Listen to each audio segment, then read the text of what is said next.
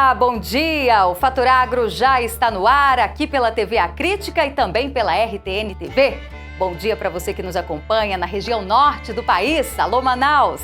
Aqui no centro-oeste, Brasília, Mato Grosso, Goiás, por todo o país, nas regiões Nordeste, Sul e Sudeste. Confira as principais notícias de hoje.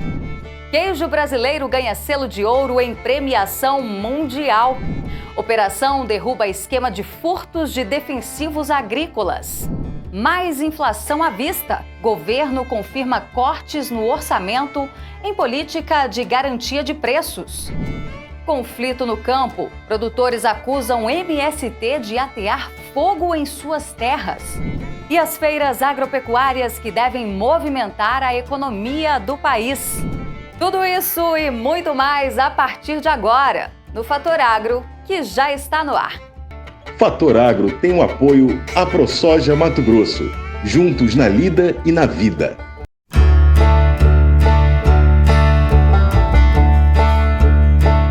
E a gente já abre esta edição falando sobre a produção de batatas, que está entre as 3 primeiras culturas alimentares mais importantes do planeta. Aqui no Brasil não é diferente. Atualmente são produzidos 3,5 milhões de toneladas. Veja na reportagem de Alan Pitts. O Brasil produz por ano cerca de 4 milhões de toneladas de batata, incluindo o produto que vai para a indústria e aquele fresco que vai para a sua mesa. A batata não é originária do nosso país, mas acabou conquistando de vez o paladar dos brasileiros. Cozida, assada, no purê, recheada e especialmente frita. Que maravilha! A batata é um dos alimentos mais consumidos do mundo. Originária do Peru e da Bolívia, a batata foi levada para a Europa no século XVI e chegou a ser mal vista, mas depois caiu no gosto popular e se espalhou pelo mundo. Quem vê a batatinha frita assim pronta, quentinha, não faz ideia da trajetória do produto, das mãos dos agricultores, passando pelas fábricas e supermercados. A batata percorre um longo caminho até chegar aqui, no seu prato. A batata ela não gosta de clima como esse ano, calor.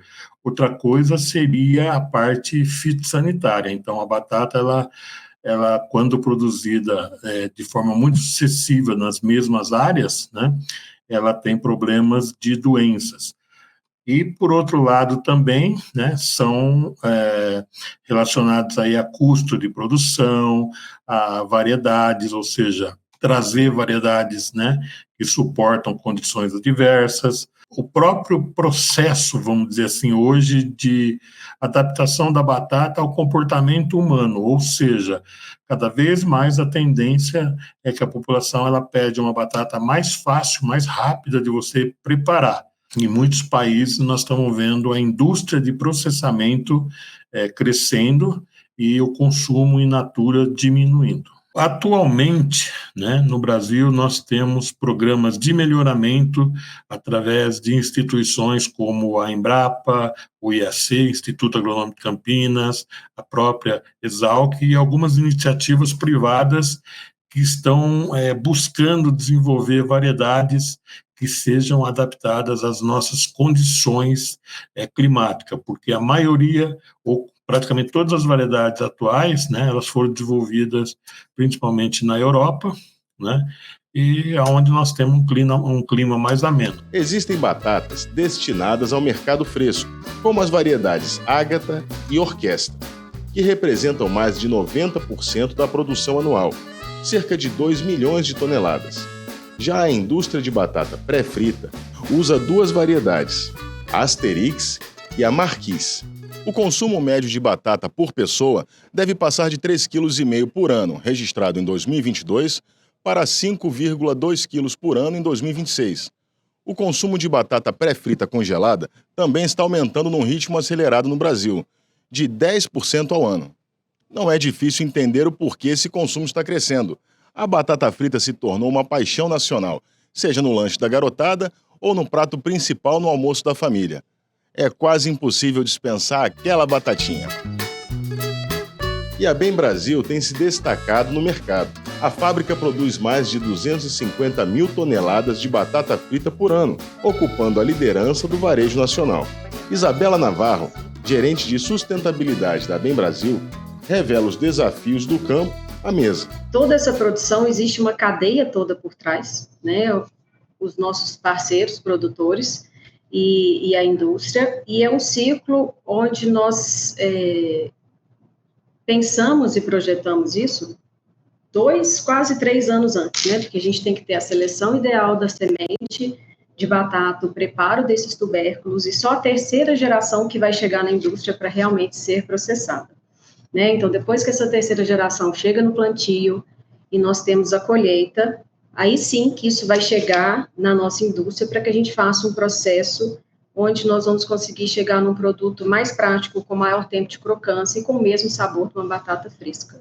Então, é um processo onde nós retiramos, a gente tem o início ali da seleção da matéria-prima que chega para nós, a lavagem dessa matéria-prima, retiramos a casca para os produtos que são sem casca, porque a gente tem também produtos com casca.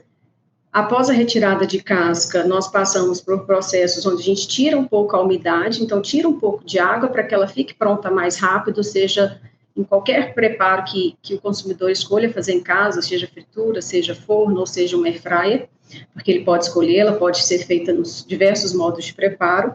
Fazemos uma pré-fritura também, para dar uma casquinha mais crocante e permitir que o consumidor faça isso com maior praticidade e menos tempo em casa, e congelamos, né, os produtos. E isso, após a retirada da pele, nós vamos cortar em diferentes formatos, que a gente tem diferentes tipos de corte desse produto, para ter diferentes produtos finais para o consumidor.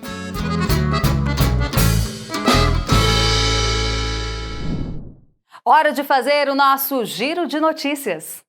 A Confederação da Agricultura e Pecuária do Brasil prepara uma petição para a abertura de uma investigação de doping contra o leite em pó argentino. A decisão foi anunciada após uma reunião da Comissão Nacional de Pecuária de Leite da entidade, que se encontrou para discutir medidas de defesa comercial para mitigar os impactos das importações de leite em pó no país. Recentemente, alguns estados adotaram algumas medidas restritivas contra o leite em pó importado, mas ainda não apresentaram os resultados esperados.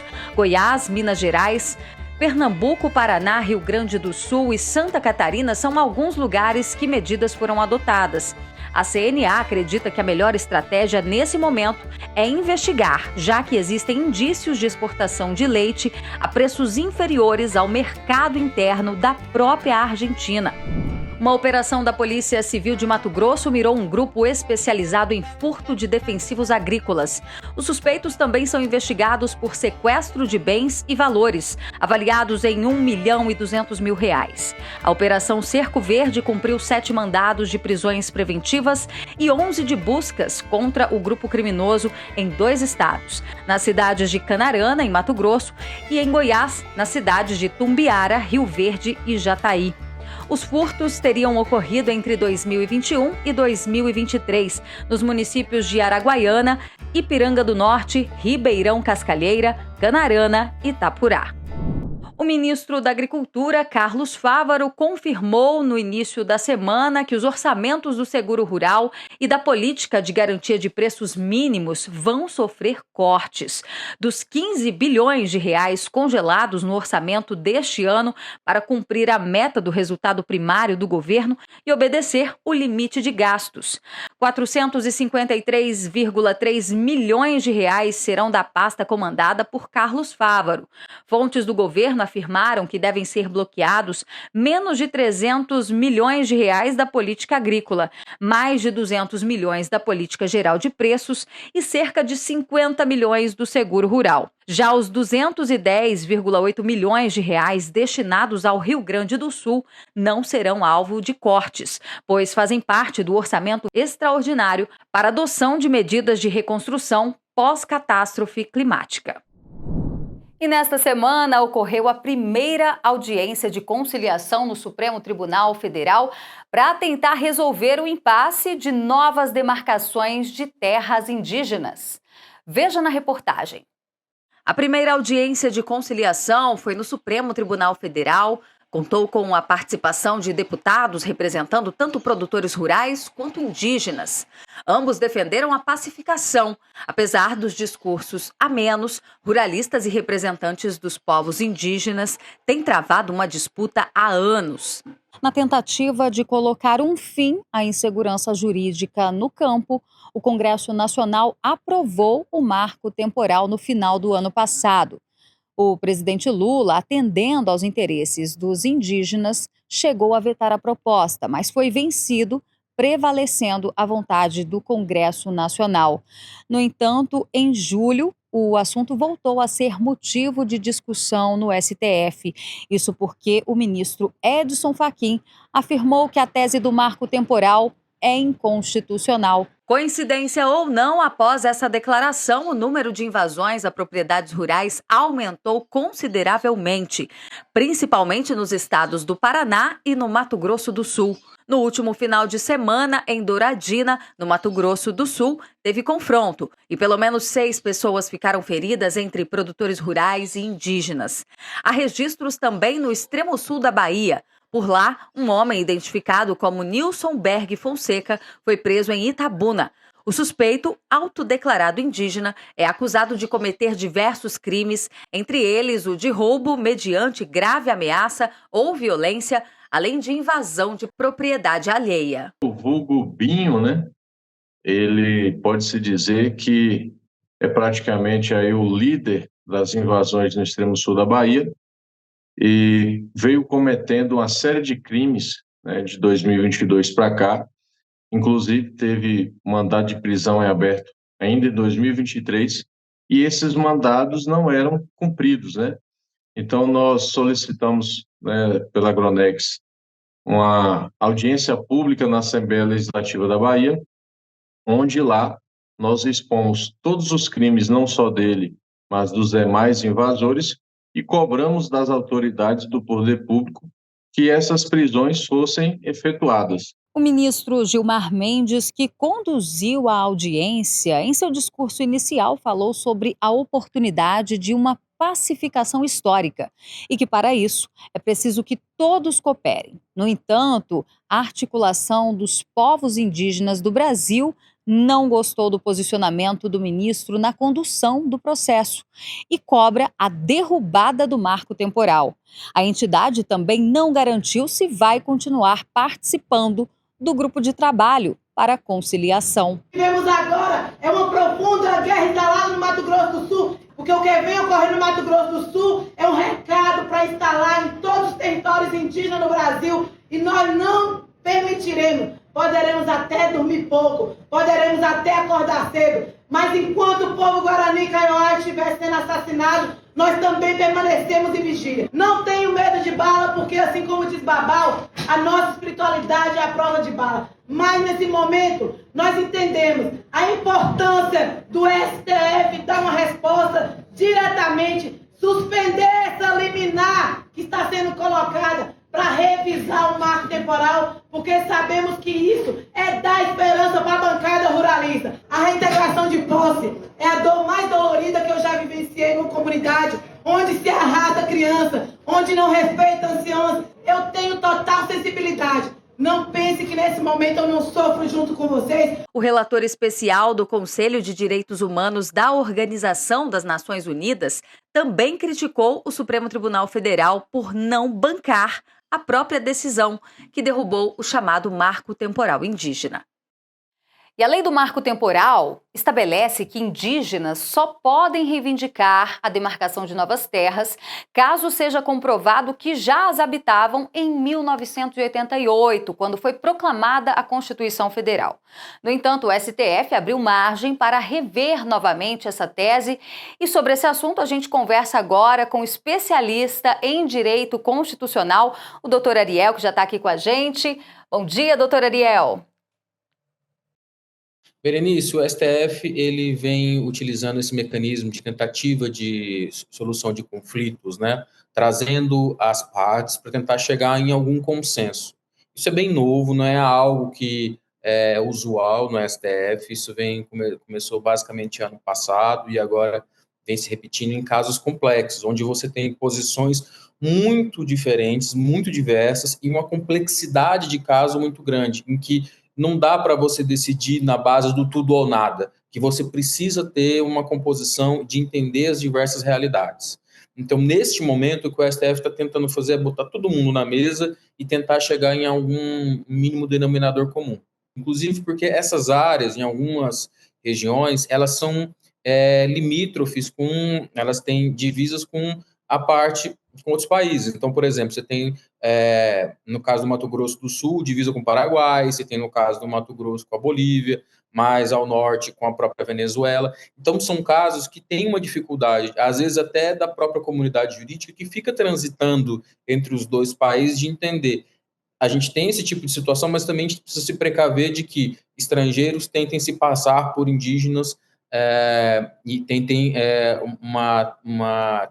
a demarcação de uma terra que de fato não fazem jus. Primeiro que o produtor ele precisa fazer toda uma construção de documentação, inclusive registrar os contatos que ele faz com os indígenas por celular, fazer o registro disso para evitar eventuais dissabores, inclusive usar os canais oficiais. Então, por exemplo, ou chegou ali uma comunidade que se diz indígena, dono daquela propriedade, ele tem que acionar a polícia, tem que acionar o judiciário, porque até que venha uma demarcação indígena, uma demarcação pelo governo federal de que a terra é de fato indígena, eles não têm o direito de poder invadir aquela terra. E é preciso usar os mecanismos oficiais, usar a polícia, o judiciário para que faça essa atuação, para evitar que se comece a criar o conflito do ponto de vista, inclusive, com arma de fogo, com arma branca, para evitar, inclusive, de sabor, tanto para o produtor quanto para quem está invadindo ali, evitar esse processo. O STF ele está em processo de confronto com o Poder Legislativo, e essa é uma situação que ele não vai querer confrontar com o Poder Legislativo, ao menos no curto prazo. Então, é uma situação que, se não houver essa discussão, assim, no mínimo, vai ficar para o ano que vem. Algumas outras situações que possam ser mais emergentes, pode ser que o judiciário venha com alguma decisão, com alguma liminar, o próprio STF pode garantir aqui ou acolá, dentro dessas ações, mas uma solução final, ela não vai ocorrer se não houver a negociação até o ano que vem. E se brincar, dependendo do ano que vem, não ficaria para outro ano. E vai ficar nesse embate. Então, ao meu ver, é muito ruim. O ideal é que as pessoas sentem à mesa. E elas, com o peito aberto, para tentar, né, uma negociação e para poder discutir o tema de forma clara. Não partir de premissas de que essa posição é minha, você já decidiu isso. Não funciona assim. Infelizmente, não é assim que esse caso vai se resolver. Ele precisa de negociação e precisa que as partes tenham abertura para negociar. Intervalo comercial, e na volta a gente mostra o desespero de produtores rurais que tiveram as suas propriedades invadidas pelo fogo. Vários animais ficaram feridos e até morreram. A suspeita é de incêndio criminoso. É um minutinho e a gente já tá de volta. Fator Agro tem o apoio AproSoja Mato Grosso, juntos na lida e na vida.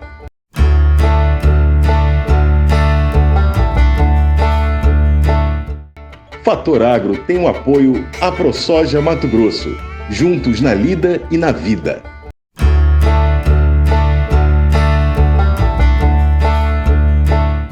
Já estamos de volta e a Associação Brasileira de Proteína Animal fez uma projeção positiva até o final deste ano para a produção de carne de frango no país.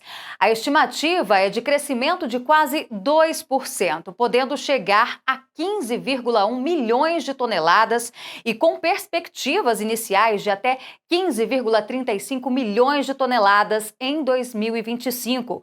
Quem tem mais detalhes é o Ricardo Santin, presidente da BPA.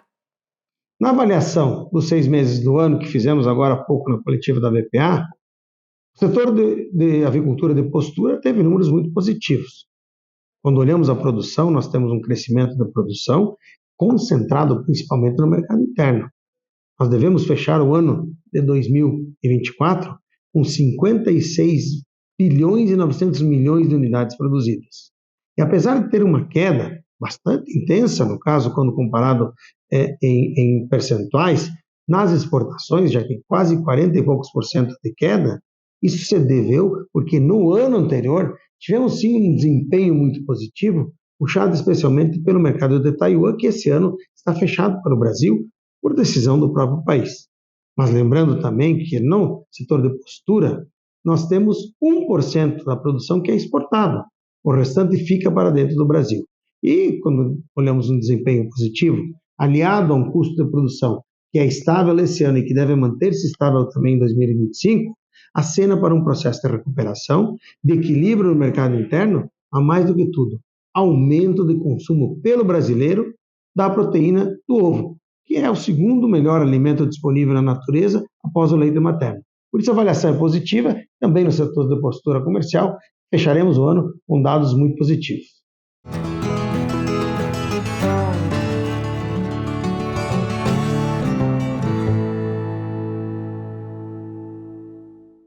E em Mato Grosso, pequenos produtores rurais que estão há mais de 30 anos na região estão sendo desapropriados pelo INCRA.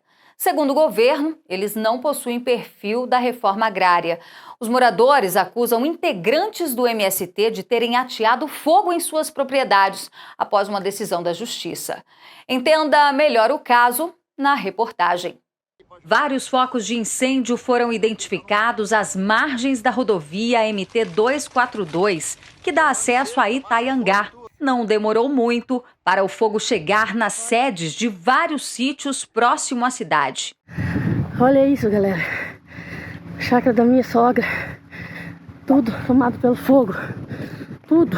O fogo se alastrou rapidamente pelas palhadas de milho, das lavouras e das pastagens onde inclusive haviam animais. Esses fogo criminoso aí, porque isso aí é fogo criminoso sem dúvida. Coitado do animal. Na região que foi alvo dos incêndios fica um assentamento há mais de 30 anos. O clima de instabilidade se deu após um comunicado do INCRA que, por meio de uma decisão judicial, informou a reintegração de 6 lotes do assentamento, porque, segundo o entendimento do governo Lula, as pessoas que estão ali não têm o perfil da reforma agrária. E já foram documentados, sendo que eu estou aqui há 20 anos aqui, morando aqui, ó, trabalhando aqui nesse sítio. Sofri bastante aqui. Está na hora de tomarem meu sítio.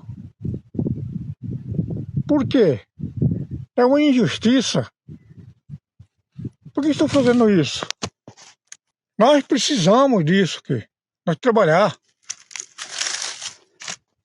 E eu trabalhei muito aqui, catando raiz aqui, no sol quente. Eu, minha esposa aqui e a minha filha. O deputado Gilberto Catani explica que a decisão liminar causou medo nos produtores que estão na região, além de ter atraído centenas de pessoas enganadas pelo comunicado do órgão federal. E está acontecendo um absurdo. Estão tentando tomar terra de produtores rurais que desbravaram aquelas terras, que abriram aquelas terras, que cataram raiz, que sofreram, vocês sabem tudo isso. Estão tentando tomar agora daqueles assentados para dar para outras pessoas, segundo eles, de movimentos sociais que nós sabemos para que servem.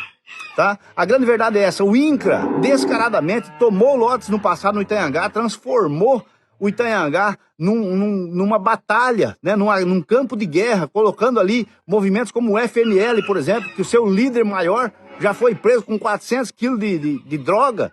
É um absurdo o que está acontecendo no Itaiangá. Para o presidente da ProSoja de Mato Grosso, a insegurança na região foi provocada pelo próprio INCRA, pois a maioria dos produtores da região estão dentro da legalidade e cumprem os requisitos para receberem o título de sua propriedade.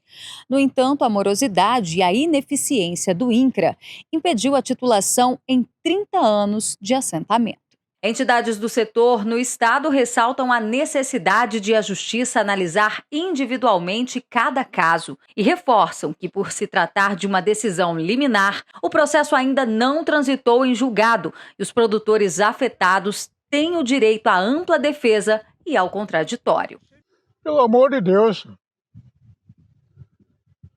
deixa a gente sossegada aqui trabalhar.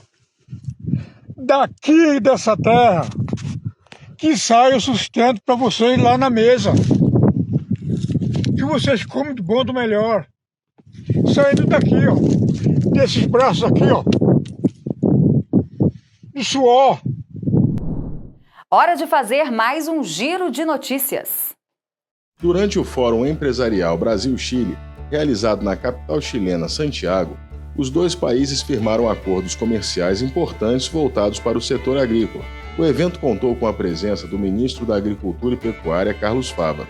Entre os principais acordos, destaca-se a abertura do mercado brasileiro para a importação do melão pele de sapo, de origem chilena. Em paralelo, o Chile abriu suas portas para a importação de abacates brasileiros. Outro marco do evento foi a implementação da certificação eletrônica para bebidas, um mecanismo projetado para combater fraudes e garantir a autenticidade dos produtos comercializados entre Brasil e Chile. Atualmente, o Brasil vende por ano 1,5 bilhão de dólares em mercadorias agrícolas ao Chile, enquanto o país andino exporta 1,4 bilhão de dólares em produtos agrícolas para o Brasil. O Banco da Amazônia, BASA, anunciou seu Plano Safra 2024-2025 e destinará 11 bilhões de reais em crédito para pequenos e médios produtores da região amazônica. Este montante representa um aumento de 11% em relação ao plano anterior, que concedeu 9,9 bilhões de reais. O objetivo do BASA é impulsionar o desenvolvimento agrícola e rural da Amazônia, promovendo o crescimento sustentável e a inclusão econômica dos produtores da região. Para a agricultura familiar, serão destinados 1,3 bilhão de reais, visando fortalecer as pequenas propriedades e garantir a subsistência das famílias envolvidas. Os pequenos e médios produtores receberão a maior parcela dos recursos, com 5,4 bilhões de reais. Para a agricultura empresarial, serão alocados 4,3 bilhões de reais. Este investimento visa fomentar grandes projetos agropecuários e produção em larga escala. E os valores de comercialização dos ovos registraram uma forte queda em julho, de acordo com o levantamento do Centro de Estudos Avançados em Economia Aplicada, o CPEA. Em Bastos, cidade de São Paulo, uma caixa com 30 dúzias de ovos brancos caiu de R$ 138,51 no primeiro dia de julho para R$ 123,77 no último dia do mês. Nos ovos tipo vermelho, a queda foi ainda maior, saindo dos R$ 164,91 para R$ 145,89. A desvalorização também impactou no poder de compra dos produtores.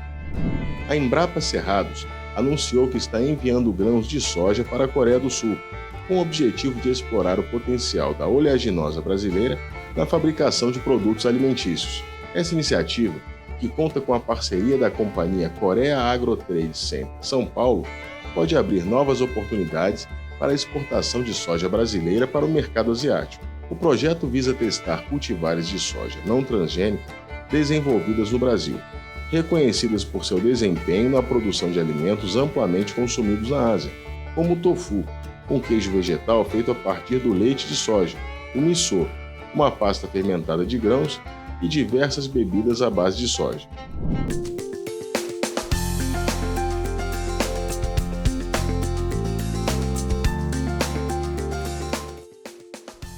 Uma intensa onda de ar frio está em ação sobre o Brasil, com uma massa de ar frio se deslocando pelo continente. As temperaturas já estão caindo drasticamente nos estados do Rio Grande do Sul, Santa Catarina e Paraná. Segundo o Instituto Nacional de Meteorologia, INMET, o sistema deverá avançar para o sul e sudoeste de Mato Grosso, assim como para o sul e sudeste de São Paulo. Essa será a primeira massa de ar frio de 2024, com capacidade para alcançar todas as regiões centro-oeste e sudeste do país, levando à formação gradativa de geadas, especialmente no sul e em áreas pontuais. No final deste domingo, uma nova frente fria chegará para intensificar ainda mais as baixas temperaturas no centro-sul, que deverá enfrentar dias gelados até quarta-feira, 14 de agosto. O Instituto Nacional de Meteorologia emitiu 2 alertas laranja, indicando perigo devido às temperaturas 5 graus abaixo da média, por um período de 3 a 5 dias. Enquanto isso, Manaus segue com altas temperaturas, chegando a registrar máxima de 35 graus.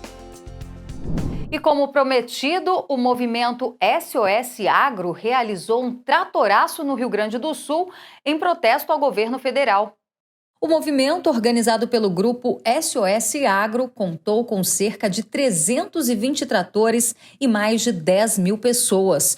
Os veículos acessaram a capital, Porto Alegre, desde as primeiras horas da manhã de quinta-feira e percorreram as BRs 386, 116, 290 e 448, a rodovia do Parque Harmonia. Houve congestionamentos no trânsito. Os tratores se deslocaram pelo centro de Porto Alegre, estacionando no parque. A manifestação dos agricultores é para reivindicar maior apoio do governo federal à categoria, após as enchentes que castigaram o Rio Grande do Sul. E neste mês é comemorado o Dia do Agricultor. E a partir de hoje nós vamos mostrar a história de famílias que escolheram viver da agricultura. Em uma série com 3 episódios que você assiste a partir de agora.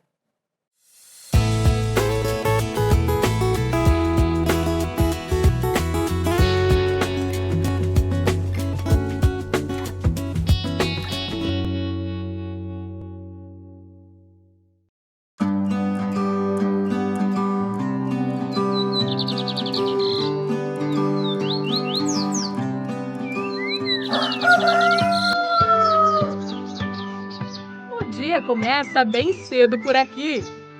Aqui a gente levanta 5h30, 6 horas.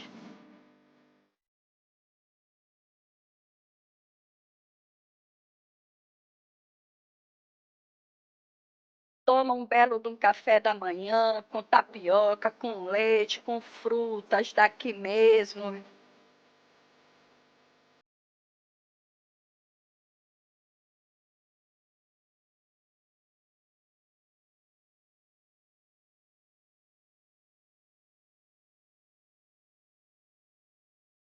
Após o café, a gente começa a lida, mexo, planto, faço adubo, meu esposo roça.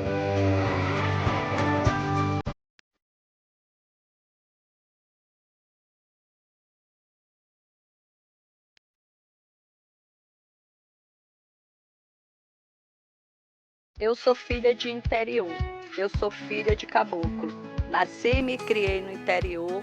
Fui para a cidade, estudei, fiz formação, trabalhei na área como contadora. A pandemia ela mexeu com muita gente e eu fui uma das pessoas que fui mexida com a pandemia. Aí vim para o interior. Eu sou morador de Iranduba, nasci aqui, me criei em Manaus, mas voltei para as raízes, né? Estou vivendo no campo da agricultura hoje há 6 anos agora.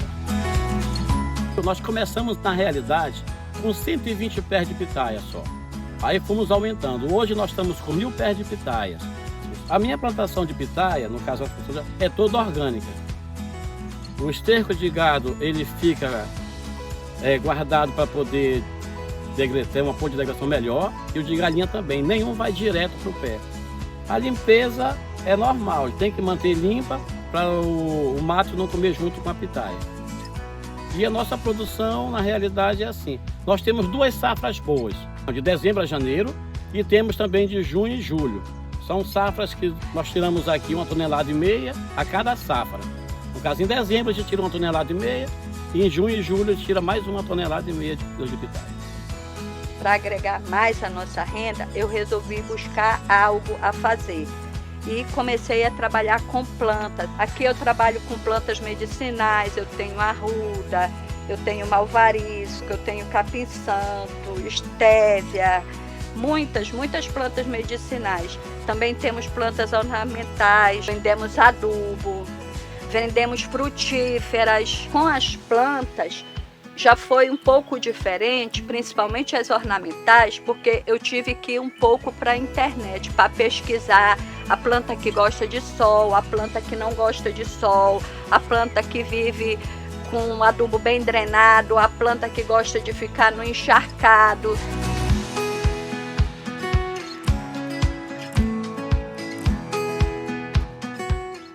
A dona Socorro e o seu Natan falando com tanto entusiasmo das plantações, nem imagina os desafios que eles enfrentam até a colheita. Nosso solo não é um solo muito forte, então o desafio maior é calcarear o solo e mantê-lo adubado. No período de chuva é ter cuidado sempre com a florada. No caso, quando você dá uma florada, a pitaia só flora à noite. Se florar à noite e der uma chuva, você perde praticamente a safra toda. O desafio é o que a gente aprende no dia a dia. Todo dia tem uma novidade. Está sempre aparecendo um adubo novo, está sempre aparecendo um método novo de limpeza, de roçagem. Mas mesmo diante de tantos obstáculos, eles não trocam a agricultura por nada.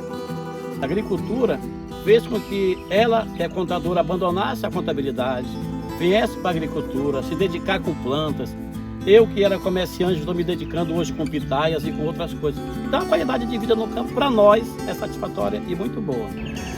Hoje, eu não quero mudar nada. Sou feliz com o que tenho, sou feliz com o que Deus me deu. Sou muito grata pelo que tenho aqui hoje.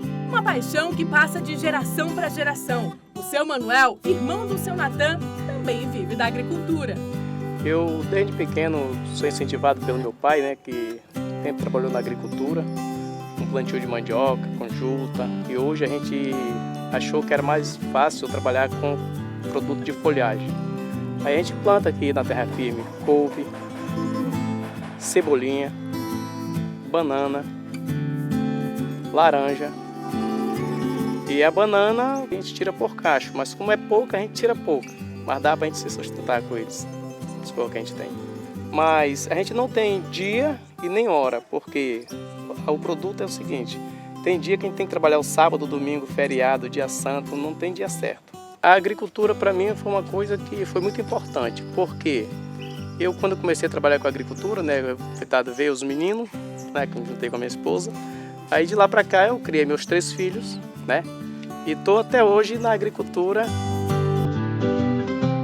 As mãos que plantam e colhem são as mesmas que enfrentam dificuldades na agricultura. O desafio maior do agricultor é a praga, no caso. Quando dá muita borboleta, dá muita lagarta. E quando dá muita lagarta, dá muito que vocês estão vendo, muito escuro na folha do couve, dá muita amarelidão na cebola. Em tudo elas mexem. Dona Socorro, seu Natan e seu Manuel estão entre os 5 milhões de produtores rurais que cultivam plantas, frutas e hortaliças de boa qualidade que vão parar na mesa dos amazonenses.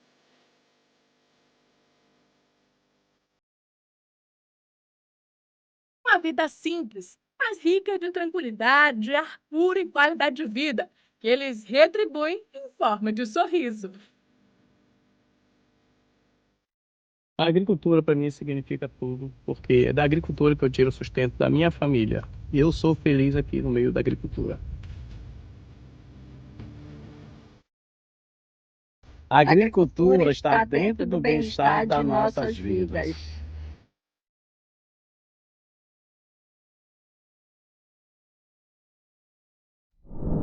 Intervalo comercial e na volta vamos conhecer um dos queijos mais saborosos do mundo.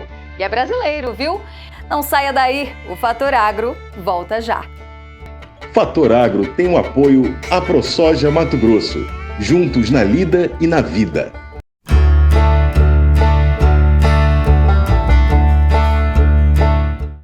Fator Agro tem o apoio à ProSoja Mato Grosso, juntos na lida e na vida.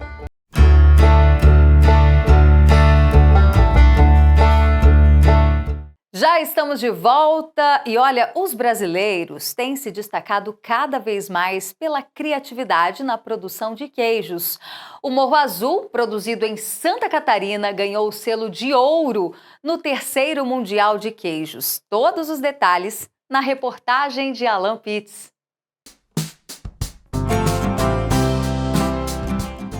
Para nós que estamos acostumados com a qualidade do queijo brasileiro, saber do sucesso do nosso produto não é novidade. O consumo de queijo nacional está aumentando não só no Brasil, mas também no exterior, onde, inclusive, nossos produtos estão ganhando prêmios. No lanche, como aperitivo, no café da manhã, o queijo se destaca na gastronomia e na mesa dos brasileiros. E os números provam isso. Segundo a Associação Brasileira das Indústrias de Queijo, ABIQ, o consumo médio per capita de queijos no país é de cerca de 5,6 quilos por ano.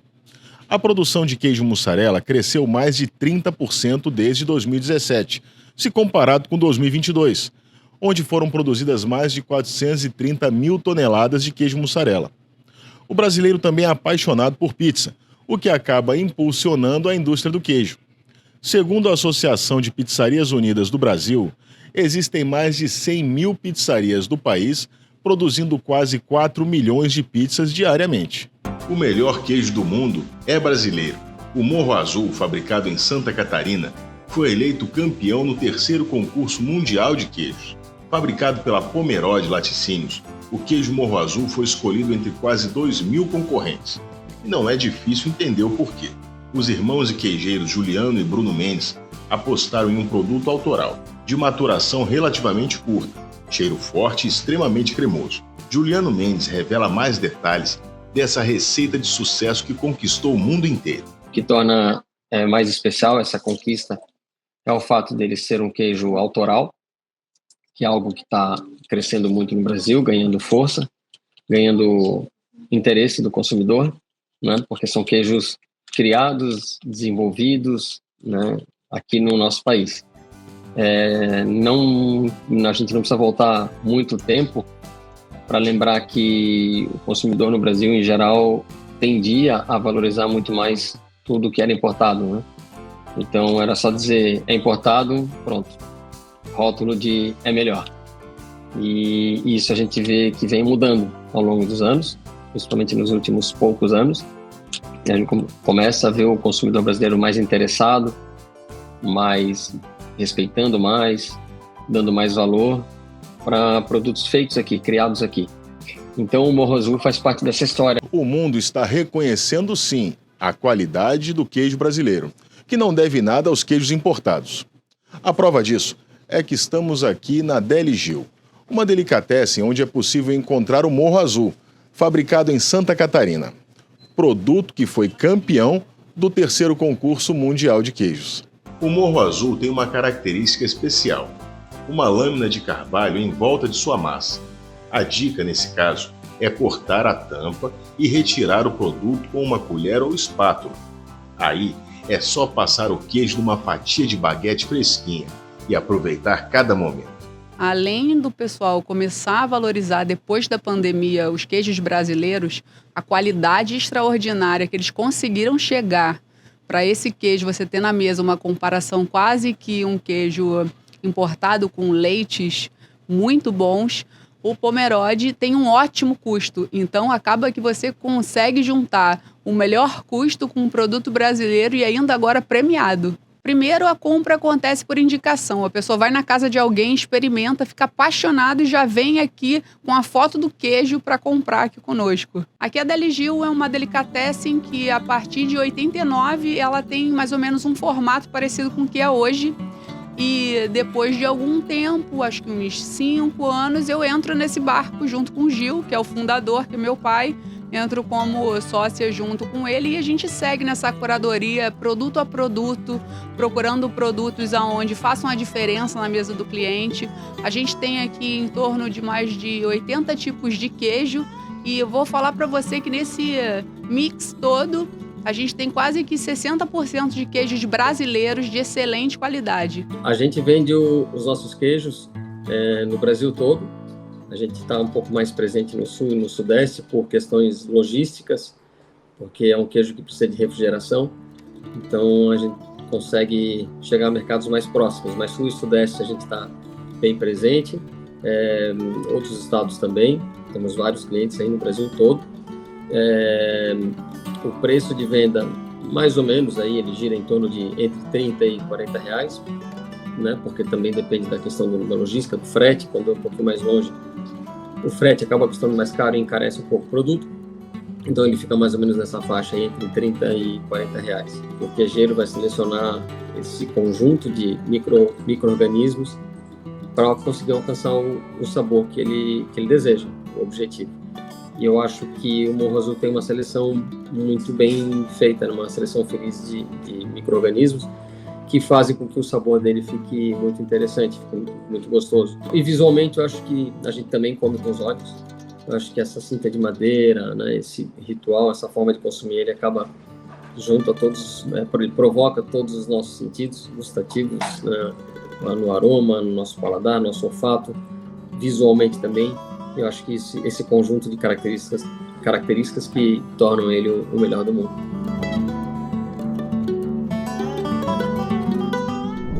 Hora de atualizar sobre como anda o progresso da colheita de milho segunda safra. O Ronald Macuco, da Pátria Agronegócios, conta tudo pra gente. Milho segunda safra, colheita na reta final. Estado como é o caso do Mato Grosso já terminou a colheita. E há sim uma oferta nesse momento um pouco maior à disposição no mercado. Preço ainda muito ruim. Quando eu olho o Brasil, chegou a aproximadamente 90% da sua área colhida. Quando eu olho para estados como Mato Grosso, terminou. Mato Piba, reta final, mas foi uma área bem menor. Produção caiu muito no MS e no Paraná, devido ao clima seco e a janela de plantio não foi tão ideal. Quando eu olho o cenário internacional, o mercado do milho internacional continua um movimento de queda. A gente vê o Chicago flertando abaixo dos $4 por bushel para o milho. O milho internacional, o milho ucraniano, o milho argentino e o milho dos Estados Unidos, nesse momento é um milho mais competitivo do que o milho brasileiro. O milho no porto, as trade, consegue pagar milho a R$61, R$62 no melhor momento do dia. Quando eu internalizo esse milho para o Mato Grosso, para o Goiás, no Mato Grosso é um milho de R$40, no Goiás 45, 46, MS 47. Então sim, mesmo com a colheita na reta final, a gente parece que o fundo do poço está muito próximo, mas está com dificuldade de sair rápido desse fundo do poço. O mês de agosto se adentrou, setembro, a gente acredita numa melhora no final de setembro para outubro. Então quem tem compromisso 30 do 8, 30 do 9 e quer continuar participando de uma alta, talvez usar alguma proteção em bolsa é essencial. Quando eu olho já para frente, pensando no milho verão, acredito numa área menor? Não acredito. Acredito que a área de milho verão possa estabilizar, mas a produção talvez venha uma produção um pouco melhor do que foi os últimos 2 anos.